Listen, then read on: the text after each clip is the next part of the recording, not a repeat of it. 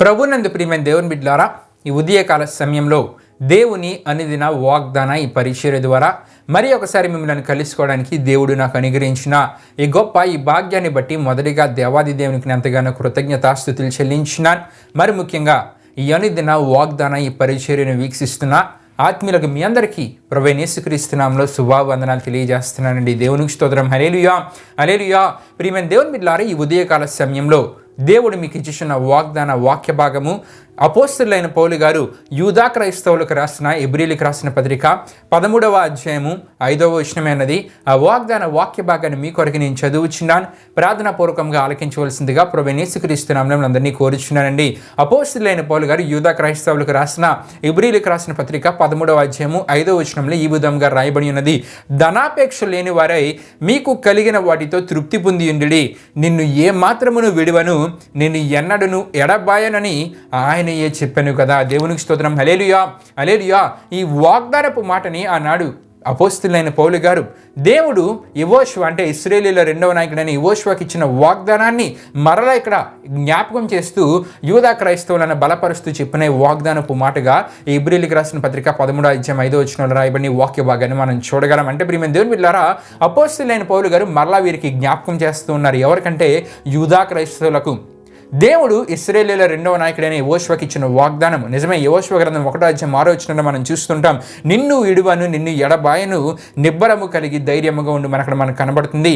ఈ వాగ్దానాన్ని మరలా అపోస్తలులైన పౌలు గారు యూదా క్రైస్తవులకు జ్ఞాపకం చేస్తూ ఉన్నారు. జ్ఞాపకం చేస్తూ వారిని బలపరుస్తూ ఉన్నారు. ప్రియమైన దేవుని బిడ్డలారా, దేవుడు మిమ్మల్ని విడువారు, దేవుడు మిమ్మల్ని ఎడబాయరనే విషయాన్ని వారికి తెలియజేస్తూ వారిని బలపరుస్తూ ఉన్నారు, వారిని ధైర్యపరుస్తూ ఉన్నారు. అయితే ప్రియమైన దేవుని బిడ్డలారా, బలపరుస్తూ ధైర్యపరుస్తున్న అపోస్తలులైన పౌలు గారు ముందుగా ఒక హెచ్చరికపు మాటను కూడా వారికి తెలియజేస్తూ ఉన్నారండి.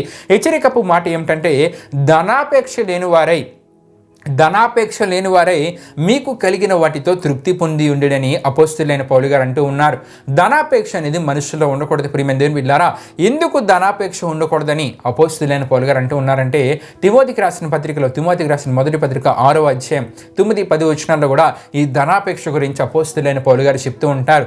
ధనాపేక్షకులని ఎవరిని అంటూ ఉంటారంటే, ధనవంతులు అయిపోవడానికి ఆపేక్షించేవారిని అంటే ధనవంతులు అయిపోవడానికి ఆశించేవారిని ధనాపేక్షకులు అని అంటూ ఉంటారు. ధనాపేక్ష కలిగి ఉండకూడదని అపోస్తలులైన పౌలు గారు యూదా క్రైస్తవులు చెప్తూ ఉన్నారు. ఎందుకు ధనాపేక్ష మనలో ఉండకూడదంటే తిమోతికి రాసిన మొదటి పత్రిక 6వ అధ్యాయం 9-10 వచనాల్లో పౌలు గారే మరలా తిమోతికి చెప్తున్నట్లు మనం చూస్తుంటాం. ఎందుకు ధనాపేక్ష ఉండకూడదంటే ప్రియమైన దేవుని బిడ్డలారా, ఈ ధనాపేక్షకుల పరిస్థితి ఏ విధంగా మారిపోతుందంటే, ధనవంతులవుటకు ఆపేక్షించి వారి పరిస్థితులు ఏ విధంగా మారిపోతూ ఉంటాయంటే, వారికి ఉన్న ధనాపేక్ష వలన వారు శోధనలో పడిపోతారు, ఉరిలో పడిపోతారు, అవివేక యుక్తమైన కాకుండా హానికరమైన అనేక దురాశలలో వారు పడిపోతారంటే ప్రియమైన దేవుని బిడ్డలారా. అంటే ఈ ధనాపేక్ష వారిని శోధనలో పడివేస్తుంది. ధనాపేక్ష హానికరమైన దురాశలో వారిని పడివేస్తుంది. అంటే వారు ఏవేవో ఆలోచన కలిగి జీవిస్తూ ఉంటారో ఆలోచన బట్టి ధనాన్ని సంపాదించుకోవాలని ఒక ఆలోచన బట్టి చివరికి ఆ ధనాపేక్ష వారిని ఏం చేస్తుందంటే గొప్ప శోధనలో హానికరమైన పరిస్థితులకు వారిని పడిపోయేలా చేస్తుంది. ప్రియమైన దేవుని బిడ్డలారా, ఇంకా అపోస్తలులైన పౌలు గారు అక్కడ అంటూ ఉంటారు, కొందరు దానిని ఆశించి విశ్వాసము నుండి తొలగిపోయి నానా బాధలతో తమ్మును తామే పొడుచుకునేది. అంటే ఈ ధనాపేక్ష దేవుని విశ్వాసం నుండి మనల్ని దూరం చేస్తుంది. ధనాపేక్ష సమస్త కీడునకు మూలమని అపోస్తలులైన పౌలు గారు ఇక్కడ తెలియజేస్తూ, సమస్త కీడునకు మూలము విశ్వాసము నుండి, దేవుని విశ్వాసము నుండి నిన్ను దూరం చేస్తుందంటే ప్రియమైన దేవుని బిడ్డలారా. కాబట్టి ఈ ధనాపేక్షకు క్రీస్తుని కలిగిన క్రైస్తవులు దూరంగా ఉండాలి. ధనవంతులైపోయి ధనాన్ని సంపాదించుకోవాలి. దినాన్ని మనం చూస్తుంటాం, ఎంతోమంది ప్రజలు ధనం వెనకాల పరిగెడుతూ ఉంటారు. ధనాన్ని సంపాదించుకోవాలని ధనం వెనకాల పరిగెడుతూ ఉంటారు. ధనాన్ని సంపాదించుకోవాలని ప్రతిదినం అనుదినం వారి యొక్క ఆరోగ్యాన్ని అన్నింటినీ ఆలోచించక కష్టపడిపోతూ ఉంటారు. ప్రియమైన దేవుని బిడ్డలారా, ధనానికి వారి జీవితంలో ఎక్కువ ప్రాముఖ్యతను ఇస్తారు కానీ దేవునికి ప్రాముఖ్యతనివ్వరు. దేవునికి వారి జీవితాల్లో ప్రథమ స్థానాన్ని ఇవ్వరు. ప్రియమైన దేవుని బిడ్డలారా, నీ జీవితంలో ధనానికి నువ్వు ప్రాముఖ్యతనిస్తే కనుక ధనాపేక్ష దేనికండి? సమస్త కీడునకు మూలము నిన్ను శోధనలో పడివేస్తుంది, హానికరమైన దురాశల్లో నిన్ను పడివేస్తుంది. అంతేకాకుండా నీవు దేవుని విశ్వాసంలో నుండి తొలగిపోయేలా చేస్తుంది. ప్రియమైన దేవుని బిడ్డలారా, అయితే మన జీవితంలో ధనాపేక్ష అనేది ఉండకూడదు. ధనానికి మన జీవితంలో అధిక ప్రాముఖ్యతనివ్వక దేవునికి మన జీవితంలో అధిక ప్రాముఖ్యతనివ్వాలి. దేవునికి మన జీవితంలో ప్రాముఖ్యతను ఇచ్చినప్పుడు నిజమే ప్రియమైన దేవుని బిడ్డలారా, ధనాన్ని మనుషులు ఎందుకు సమకూర్చుకుంటూ ఉంటారంటే వారి అవసరతలన్నీ తీరిపోవాలని, వారికి ఉన్న సమస్యలన్నీ తొలగిపోవాలని, వారికి ఉన్న అవసరతలన్నీ ధనం ద్వారా వారు తీర్చుకోవాలనే ఆలోచనతో ధనాన్ని సంపాదించుకునే ప్రయత్నంలో ధనానికి చాలామంది ప్రాముఖ్యతనిస్తూ ఉంటారు. కానీ నీ జీవితంలో నీవు దేవునికి ప్రాముఖ్యతనిస్తే, దేవునికి ప్రథమ స్థానాన్ని ఇస్తే, నిజమే ఫిలిప్పీలకు రాసిన పత్రిక 4వ అధ్యాయం 19వ వచనంలో మనకు కనబడుతుంది, కాగా దేవుడు తన ఐశ్వర్యము చొప్పున క్రీస్తు యేసునందు మహిమలో మీ ప్రతి అవసరమును తీర్చును. దేవునికి స్తోత్రం. హల్లెలూయా, హల్లెలూయా. దేవునికి నీ జీవితంలో ప్రాముఖ్యతనిచ్చినప్పుడే నీకున్న ప్రతి అవసరతలు ఎవరు తీర్చివేస్తారండి? దేవుడే తీర్చివేస్తారు. దేవుడే నీ జీవితంలో కార్యాలు జరిగించి కార్యాలు చేసి నీ జీవితంలో ఉన్న అవసరతలన్నీ ఆయనే తీర్చివేస్తారు ప్రియమైన దేవుని బిడ్డలారా. కాబట్టి నీ జీవితంలో దేవునికి ప్రాముఖ్యత నువ్వు. ధనం నీకు కీడును కలుగజేస్తుంది, సమస్త కీడునకు ధనాపేక్ష మూలం. కానీ నీవు దేవునికి ప్రాముఖ్యతనిస్తే నీకున్న ప్రతి అవసరత తీర్చివేయబడుతుంది.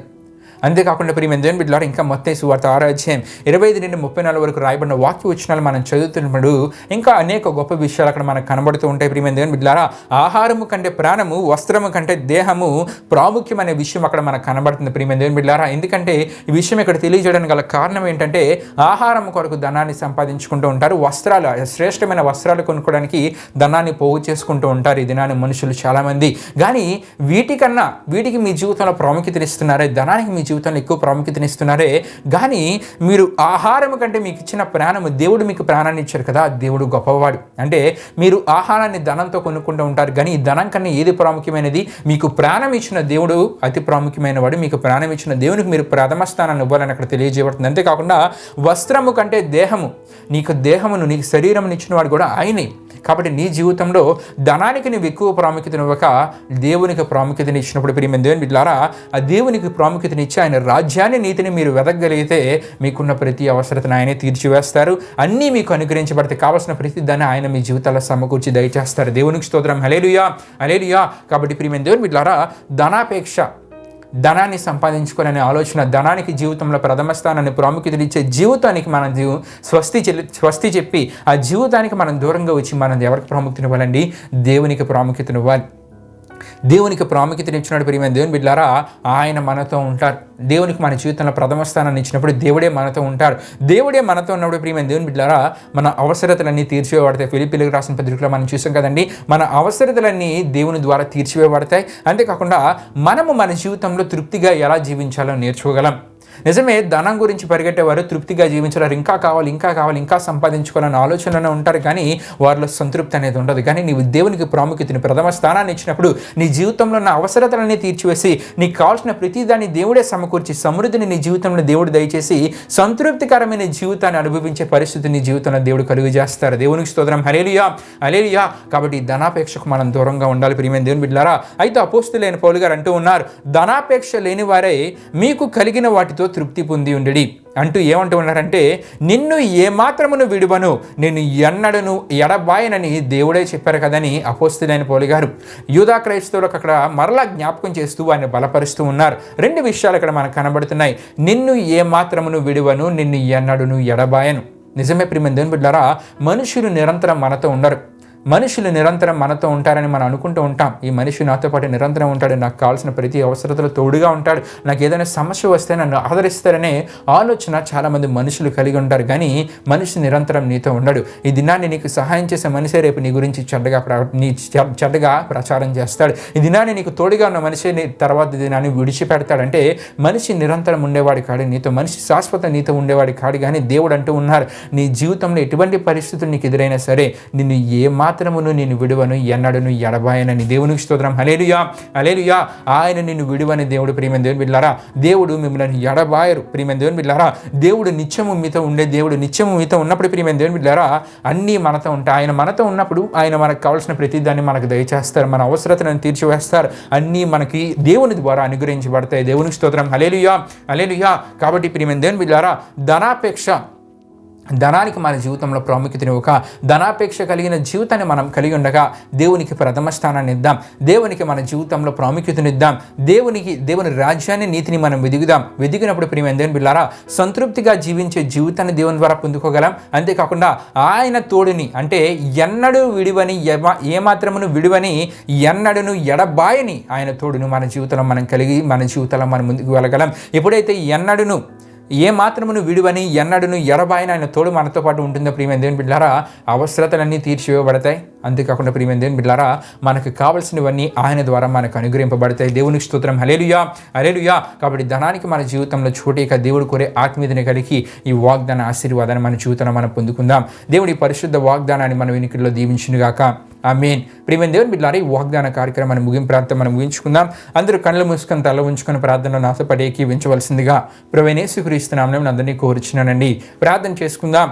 మహిమా స్వరూపైన మా ప్రభువా, జీవాధిపతి యేసయ్యా, నీ ఘనమైన నామానికి మహిమ ఘనత ప్రభావం చెల్లించినాం దేవా. ఇప్పుడు వరకు జరిగిన ఈ వాగ్దాన కార్యక్రమంలో మాతో పాటు తోడుగా నడిపించిన దేవా, మీకే వేలాది వందనములు కృతజ్ఞతాస్తుతులు చెల్లించిన యేసయ్యా. మరి ధనానికి మా జీవితంలో ప్రాముఖ్యతనివ్వక నీకు ప్రాముఖ్యతనిచ్చి, నీకు ప్రథమ స్థానాన్ని ఇచ్చి, నీ రాజ్యాన్ని, నీ నీతిని మీ వెదకగలిగితే నీవు మా జీవితంలో ఎన్నడను ఎడబాయని ఏమాత్రమును విడివని నీ తోడు మాతో పాటు ఉంటుందని, సంతృప్తికరమైన జీవితాన్ని నీ ద్వారా మా జీవితంలో మేము పొందుకోగలమని, మా అవసరతలను నీవే తీర్చివేస్తావని, ప్రతిదాన్ని నీవే మాకు అనుగ్రహిస్తావు, మాకు దయచేస్తావని వాగ్దానం ద్వారా మాట్లాడినదేవా. ఈ వాగ్దానాన్ని విన్న ప్రతి ఒక్కరు నీకు వారి జీవితంలో ప్రథమ స్థానాన్ని ఇచ్చి, నీ నీతిని రాజ్యాన్ని వెదికే ఆత్మీయతను వారి జీవితాలను కలిగి ఈ వాగ్దాన ఆశీర్వాదాన్ని వారి జీవితంలో పొందుకోగలిగాలి. మీరు కార్యం జరిగించండి. ఈ వాగ్దానాన్ని విన్న ప్రతి ఒక్కరు మీరు దీవించండి, ఆశీర్వదించండి. ఇది నాను వారు చేస్తున్న ప్రయాణాల పనులంట్లో తోడుగును ముందుకు నడిపించమని మీకే వేలాది వందనములు కృతజ్ఞతాస్తుతులు చెల్లిస్తూ యేసు పరిశుద్ధ నామమున అడిగి వేడుకొనుచున్నాం తండ్రి.